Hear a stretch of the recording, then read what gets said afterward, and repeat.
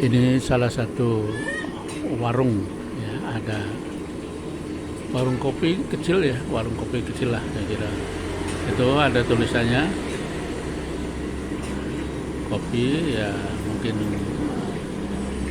ada beberapa orang yang mampir atau terutama jamaah masjid biasanya pada habis sholat subuh. Ini masjidnya kan ada di depan warung persis. Nah, itu ngopi ya, ngopi itu. Ntar saya lihat masjidnya. Ini kita lihat dari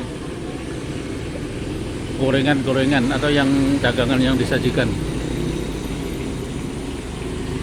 Ini sedang menggoreng tahu kosong, sedang digoreng dengan itu. Nah, itu kalau kita lihat masjidnya itu ada di depannya persis. Masjid Jami Al-Fatah. Dan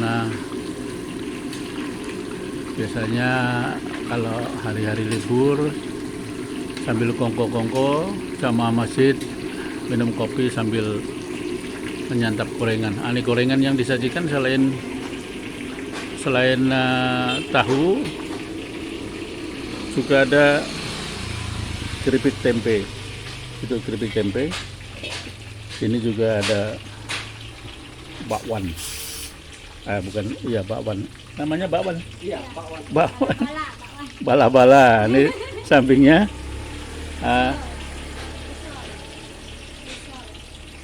Exo. Oh, terus ada aja ini misro ya. Misro ada juga. Ini combro, ada singkong, ada ya sekitar itu. Itu kegiatan ini yang juga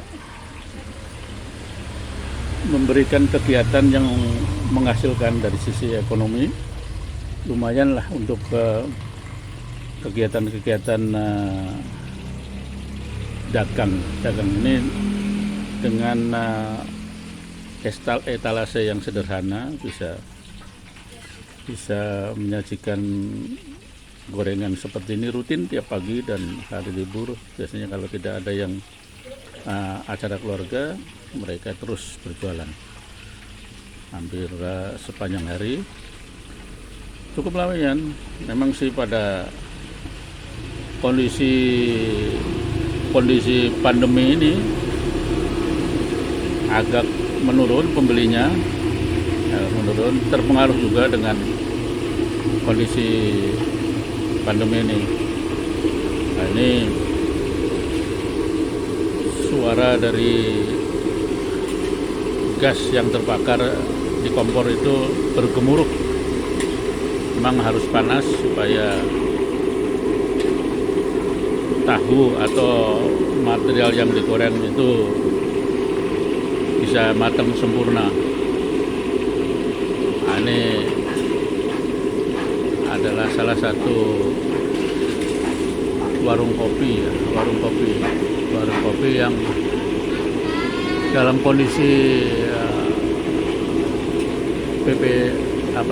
ada kondisi COVID seperti ini, pembelinya menurun, tapi omsetnya cukup lumayan besar. Ini tempat duduk dari yang sekaligus meja untuk menikmati kopi. Dan omset pada saat ini menurun, tapi tetap cukup lumayan besar, yaitu sekitar 500.000 lah per hari, 500 sampai 600. Sementara pada kondisi normal itu paling sedikit 700. Ini ibunya sedang memasak tahu. Jadi pada kondisi normal paling sedikit 700, bisa di atas 700. Para rekan bisa estimasi berapa sih keuntungan.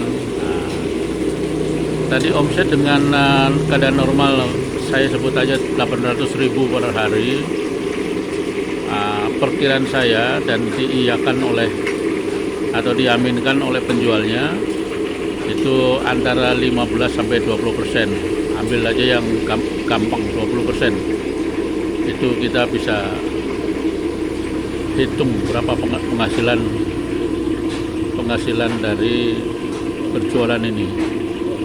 Jadi berjualan memang harus dilakukan dengan tekun dan dikerjakan sendiri. Dikerjakan sendiri, sementara bahan bakunya juga banyak, ini bisa didapat dibeli karena lokasi ini juga dekat dengan pasar. Nah, pada saat kondisi COVID ini semua terbatas, terusnya pembelinya dengan omset berkurang sekitar 800.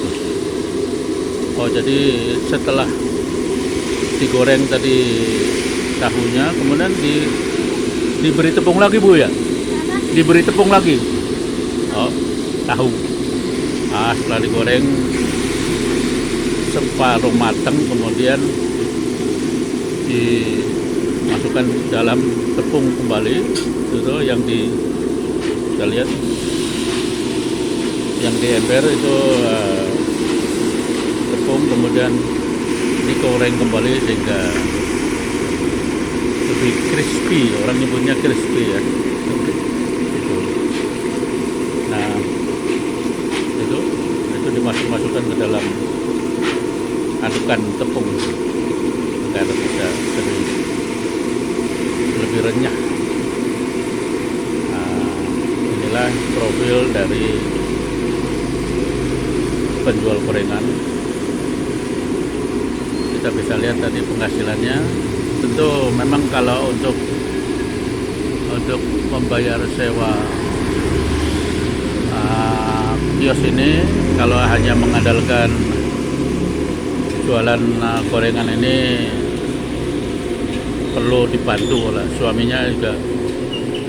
Ini profil suaminya juga, dia mengerjakan renovasi rumah sehingga untuk penghasilan hari-hari ditambah dengan penghasilan suaminya, tertutuplah sewa dan mungkin sebagian ditabung untuk keperluan lain, namanya rumah tangga, ada kalanya ada keperluan mendadak. Ini lokasi warung ini adalah, sebentar kita lihat, di depan Masjid Jami Al-Fatah persis. Ini dia, kita bisa lihat. Itu dia. Kita bisa lihat itu adalah Masjid Jami Al-Fatah di daerah perumahan Pemda Jati Asih, Perum Pemda Jati Asih.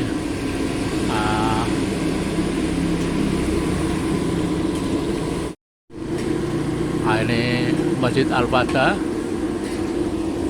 Jalan rayanya adalah, ini jalan raya menghubungkan, namanya Jalan Yudhistira Raya. Yudhistira Raya. Sementara gangnya kalau kita menghadap ke masjid itu ada motor keluar, itu adalah Jalan Abimanyu 2, atau ada mobil keluar, mobil pickup keluar, Jalan Abimanyu 2.